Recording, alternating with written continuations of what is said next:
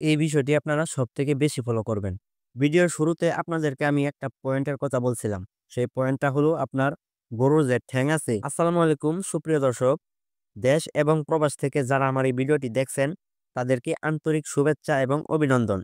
তো আজকে যে বিষয়টি নিয়ে আপনাদের কাছে আমি আলোচনা করব, সেই বিষয়টি হলো আপনারা কি কি সিমটম দেখে বুঝতে পারবেন যে এটি ভালো বকনা। আপনি যদি একজন খামারি হন কিংবা প্রান্তিক খামারি, তাহলে আপনার এই বিষয়টি জানা অত্যন্ত জরুরি। তাই ভিডিওটি কেউ স্কিপ করবেন না, ভিডিওটি শেষ পরিমাণ দেখবেন, তাহলে আপনারা ক্লিয়ার হয়ে যাবেন যে কি কি সিমটম দেখে আপনার গরু কিনতে হয়। আরেকটা কথা, ভিডিওর শেষের দিকে আমি আপনাদেরকে আরেকটা পয়েন্ট বলবো, সেই পয়েন্টটা অবশ্যই আপনারা শুনে যাবেন। যদি ওইটা না শুনেন তাহলে এই বাকিগুলো শোনার কোনো দাম রইল না। তো চলুন কথা না বাড়িয়ে মূল বিষয়ে যাওয়া যাক। তো ভিডিওতে যাওয়ার আগে আপনাদেরকে রিকোয়েস্ট করব, আপনারা ভিডিওতে অবশ্যই একটি লাইক দিবেন এবং কমেন্ট করে জানাবেন যে আপনাদের কিরকম ভিডিও দরকার। আমি সেরকম ভিডিও বানানোর চেষ্টা করব ইনশাল্লাহ।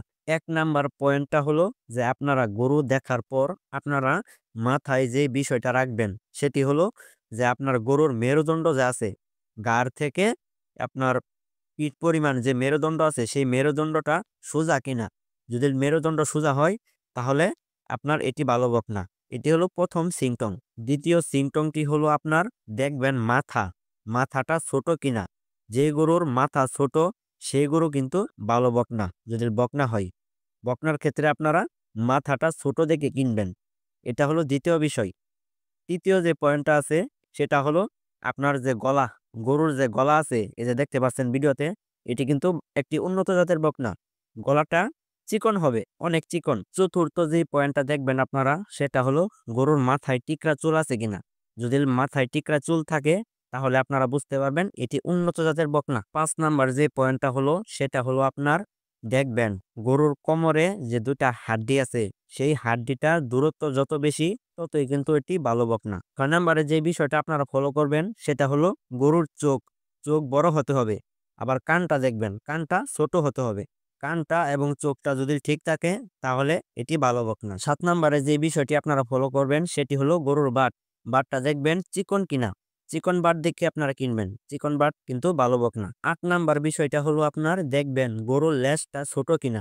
গরুর লেজ যদি ছোট থাকে তাহলে কিন্তু সেটি ভালো বকনা। 9 নাম্বারে যে বিষয়টা আপনারা ফলো করবেন সেটা হলো গরুর যে লেজ আছে সেই লেজের দুই পাশে দুইটা হাড্ডি আছে, সেই হাড্ডিটা আপনারা দেখবেন দূরত্ব কিনা। যত দূরত্ব ততই কিন্তু ভালো বকনা।